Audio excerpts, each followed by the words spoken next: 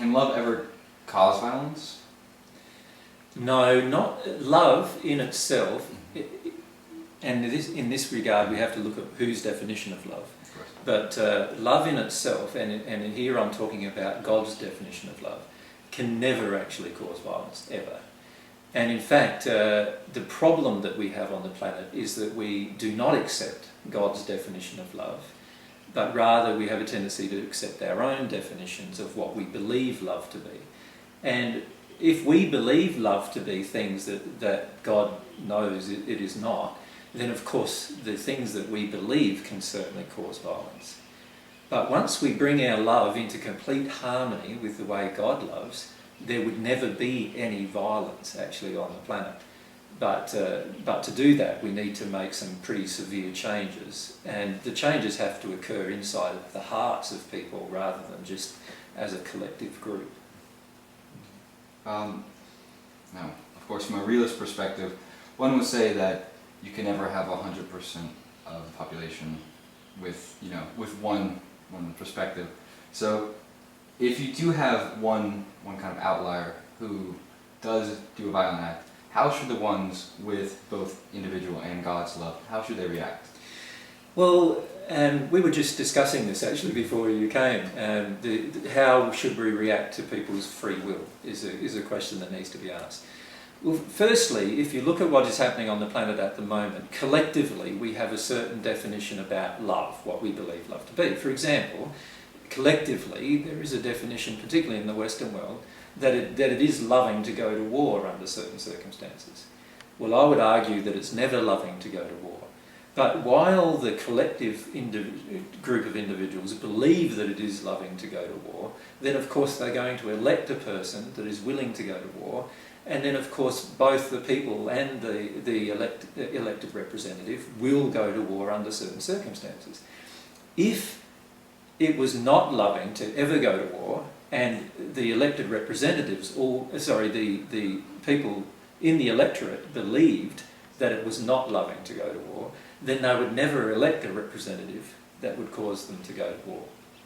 And so firstly we need to see the relationship between what's in the hearts of individual and then what is collectively done. So if collectively we all agree to something that's out of harmony with love, then there is always going to be some kind of negative response to what we collectively agree. But if we collectively agreed what love really was, and we collectively, for example, in the previous example I gave, we collectively agreed that war was not a loving act, then anybody who desired to go to war would have to be corrected in some way. Now, we would want to correct them in a loving manner, not in an unloving manner. So the normal way to correct people in this world that we live in is to correct them by force. And that is not a way to correct any individual. In fact, usually what that does is it creates more unloving behaviour and therefore a higher rebellious response in the person who's being corrected.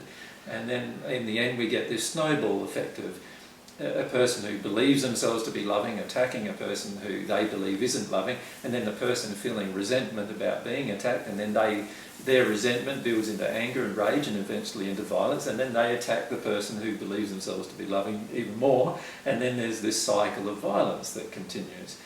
And for a cycle of violence to stop, certain things have to change. And one of the things that have to change is that we all need to learn how to forgive. We all need to change in the way that we interact with each other with regard to when we're hurt. So back to the question of how do we then react with a person who is out of harmony with the collective viewpoints. Well, the way we act is we place the person in a state of, let's call it isolation, where they develop either the will or not to change. Now once they develop the will to change, then we engage them in the process of changing in a practical environment, in a practical way.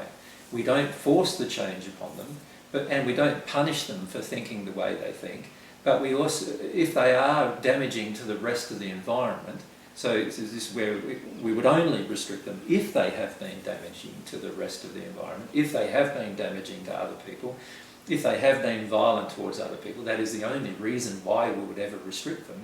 And if we restrict them, We then wait for them to want to change, and when they want to change, then we help them go through this process of change. And that's going to require counselling, psychological assistance, help about their childhood and what systems they have that are out of harmony with love. It's going to require a team of people just to help one individual to change in that way. But it is possible to achieve. There's plenty of people on the planet who would love to be involved in that process, so it's certainly possible to achieve. But it's going to have to start from the right definition.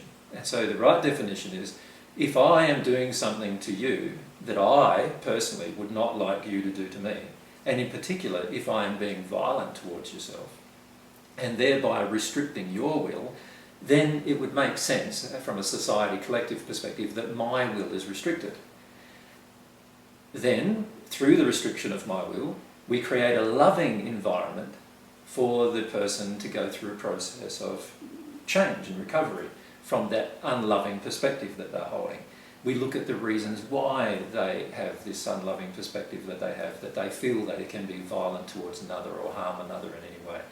And this is something that we need to do as a society. We need to define what love would do, and I feel it's quite obvious in our current society that love would never be violent, and therefore, even though I say it's quite obvious, quite often we allow it, even in parents with children, and we allow it, in society quite frequently. But it is quite obvious. We have many laws associated with the fact that trying to prevent violence, so it's quite obvious that violence is not loving. So what we need to do collectively then is restrict the will of the people who are being violent. And then once we restrict their will, we do it in a loving manner. We're not doing it out of our own personal rage about what they did. We're not doing it so that we punish them. So if they've murdered somebody, we're not doing it because we want revenge. We're not doing it because we want to attack them in any way. We're not doing it because we want to harm their children the way they harmed ours, or any other form of revenge that may occur, because all of that would be unloving as well. We do it because we love the individual and we want to assist them to change. Now, it could be, under that circumstance, that individual remains incarcerated for the rest of their life. If they desire to never change, if they desire to remain violent, and if they desire to not accept any help, then that would be the case. But it's highly unlikely that such a person would desire that. Highly unlikely given what kind of assistance we can give them, because we can give them very, very good assistance if we know what love is. Yeah. So I feel restricting a person's will is viable, certainly, as a condition of love, when the person is choosing to be violent, when the person is choosing to attack other people and be violent in their nature, then of course as a society we must restrict the will. That also applies to countries. We can restrict the will of countries without going to war with them. In fact, there's far greater ways to restrict the will of a country than there is to go to war with the country. And most people now know that. But going to war is generally due to rage and other emotions within the individuals that then are collectively gathered within the society, and then the society has an elected representative who reflects those particular principles, and then of course they're willing to go to war under those circumstances. But the reality is that every country on the planet, if it had a loving viewpoint of violence, then it would want to restrict the will of the country that decides to attempt to go to war without attacking it in return. Sure. And that might mean the loss of some lives, but in the end, if everyone is firm for the principles of love, rather than being firm for their own selfish welfare, which is the way most people on the planet are, if we're all firm for the principles of love and the principles of truth, then we're all governed by higher ideals. And once we're all governed by higher ideals, we won't be governed by the selfish ideals of greediness or other ideals, which we are currently governed by. We'll be governed by these higher ideals. So, but to do that, something has to change in the heart of the individual. It has to start in one person's heart, and then it's got to go to eventually to all persons' hearts. Yeah. Mm.